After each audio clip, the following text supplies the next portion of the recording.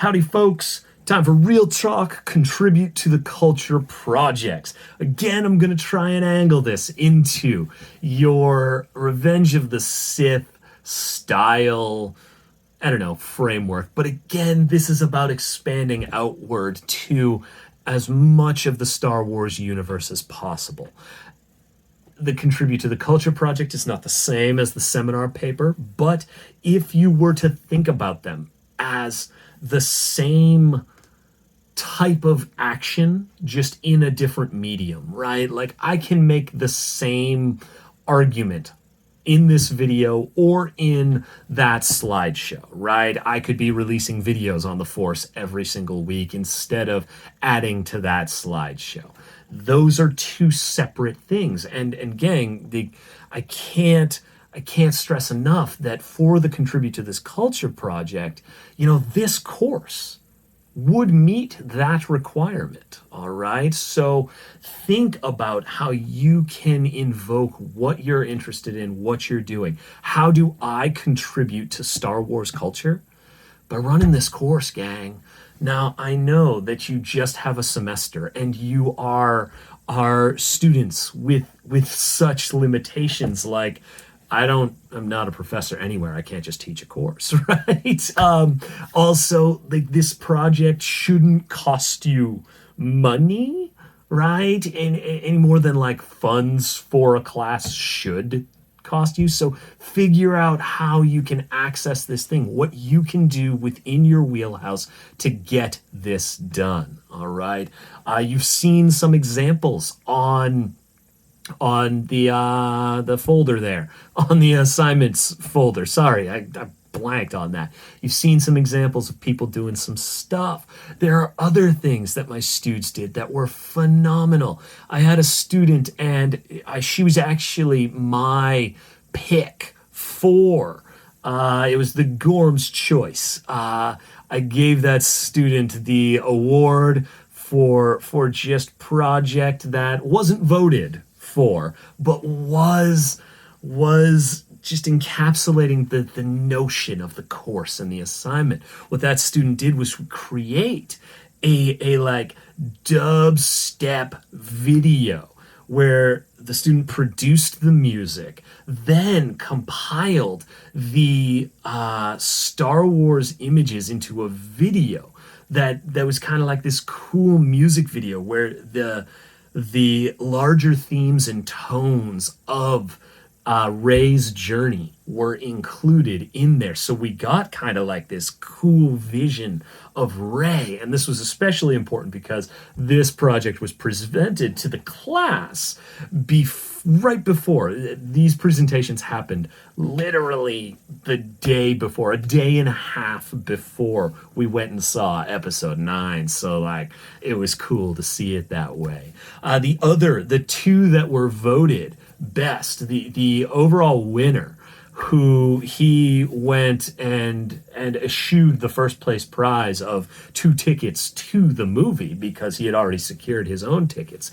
He was a veteran, a combat veteran, and he proposed. He hadn't been able to launch it yet, but he had all the pieces in order. He just needed to make the website. He proposed a site where veterans would write stories set in the Star Wars universe. And he treated it as this just creative writing project that comes from a military mindset that might give a level of perspective and authenticity to Star Wars battles itself, but also as a cathartic moment. What happens when you take your own military war experience and tell that story in the Star Wars universe? So he's got this, let's just be Star Wars fans writing cool stories, cashing in on our knowledge, but also let's support each other and give people a place to cathartically examine their own personal war experience via Star Wars. So Star Wars as just geeks from a very particular set of world experience, but also as like healing. Star Wars as healing through writing, through creating, which we know is something very useful to those who need to heal. right? So that was voted number one, and I agreed. You know, you never know what's going to happen with something like this where everyone's like, okay, we got to vote for the coolest project. and and so like what's going to be cool according to the course. And I was like, but this one is one of the few projects that could have like real world applications that could exist, that gang should exist, right? The runner up in the democratic award system, not the Gorm Powers system, was a presentation, or not a presentation, a creation of a knockoff figure. So what the guy did was he presented on the idea of like knockoff Star Wars figures and how those fakes are part of Star Wars culture. It's really funny how like in the collection, the figure collection game, you got to be wary, but also some of the knockoffs are just amazing. They're wonderful in their own right, and he created one in this vein, where it was Swolo Ren, and he cashes in on this scene in episode 8 where Kylo Ren is shirtless and just looking jacked, just swole, just huge, right? And he's got an action figure he's crammed together different action figures. So he's got the Kylo Ren helmet. He's got like a jacked bod with black pants on there, and he made a box with like the spelling errors, the crappy wording, the like he called it like a Star Trek or something in there. It was phenomenal, and he talked about how these fakes, these like budget things, these absolute just ridiculous moments are a part of culture. And he's like, here's how we can appreciate that and enjoy that. And it really did hit the heart of Star Wars, this notion of what's the culture about, what are they dealing with, how can we elevate all parts of it, and how can we just make fun of the thing that's also sacred, and have the act of making fun be sacred itself, and just general create positivity in sometimes a more stressful moment in the community. If you're trying to collect legit. And so, like, when I showed you my Ronin Boba Fett, it was like, you got to have this holographic sticker on both sides. You watch all the videos of how to tell if it's legit, and it's like, oh yeah, the joints are a little loose in this knockoff. And I'm like, God, I don't want to be buying things online to like wiggle the joints to like guess, is that a loose joint? I don't know. I don't have a real one to compare and a fake one to compare it with. If I'd had the real one to compare, I wouldn't need this one. So it's like, it's wild out there, gang. So these are some of the things that individuals do for this Contribute to the Culture project. In terms of, say, going Revenge of the Sith, we might talk about how in that movie, Obi-Wan has crafted the lightsaber that he uses for the rest of his life in some important duels where he fights Darth Maul in Rebels, where he fights Vader in A New Hope. And if you look closely at that saber, you'll see Luke, once he builds his own, because as you know, he just lost his hand that was holding a lightsaber. When he shows up in Return of the Jedi with a new saber, you're going to see that it borrows design elements from the one Obi-Wan is using in Revenge of the Sith. So this is talking about how lightsabers kind of fit in, and notions of lineage, of passing things down, right? Luke was using Anakin's old saber that Obi-Wan picks up, and you can see the design elements that Vader's saber shares with his old Skywalker saber.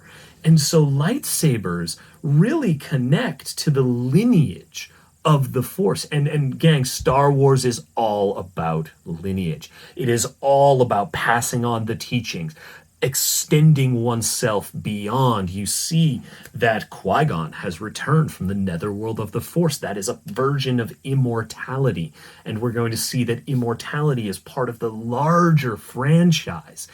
And it's about how you accomplish this, how you perpetuate self, how you manifest yourself beyond the limits of yourself, right? This is huge in Star Wars. All the teaching lineage, but also who mentored who taught who, and who is whose father. That is huge for Star Wars. Parentage, right? All of this is huge, and you can encapsulate this in lightsaber trajectory, right? So, gang, I don't want to see like 1,000 projects on this. I said it.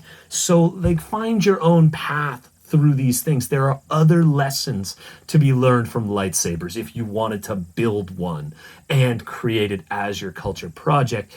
But please do not just regurgitate me in this video. I don't need you to tell me what I know. I'm the prof. I'm here to tell you what I know, okay? I tell you what I know. You folks tell me what you know, okay? There's still 1,000 reasons to build a lightsaber, which everyone wants to do, which is a huge thing. Like, how much money is Disney making off of build your own lightsabers? Savvy's Workshop in World and Land.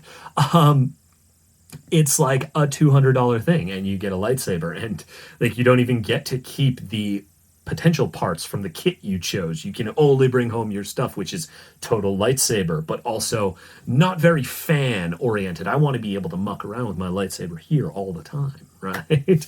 Change it up as I feel. And they're like, yeah, well, you can. You just got to come back and give us another $200. So that's an angle you can take on this from just Revenge of the Sith right there. So I've seen a lot of cool projects, and I haven't seen a single project, a single notion, a single idea from a student that can't work. But what we need is this approval process so I can make sure that it does work. So then the only thing we have to worry about is your execution of it.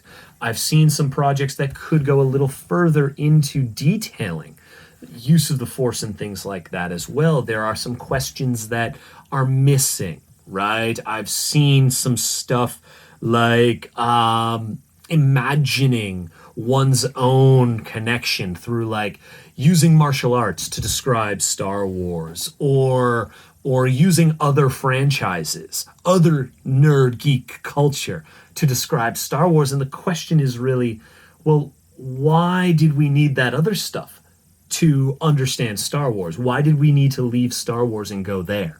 And if you can't answer that question, if we could gather your information without leaving Star Wars, and you just chose to talk about the other cool thing you do, this is not a question of whether or not that's cool, but it's a question of whether or not you made a strong case. For we need to hear this your way from you in order to connect with Star Wars, right? So be answering that question.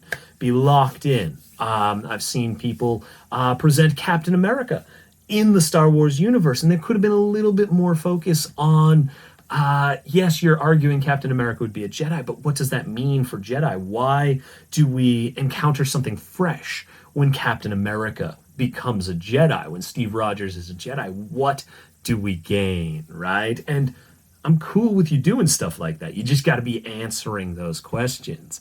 And don't be afraid to really take that like nuanced deep dive.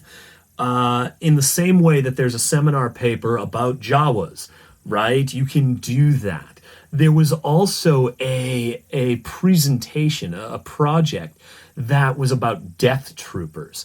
And what this individual did was super cool. His mom had one of those like real dynamite cameras that you can use to set up figures to make them look crisp and dynamic and in motion. So he did an entire project on Death Troopers. He just bought 2 Death Trooper action figures and put them in his backyard in all of these things, these dramatic poses, like falling off his deck and like in a swamp that's actually just like a puddle in some grass in his yard.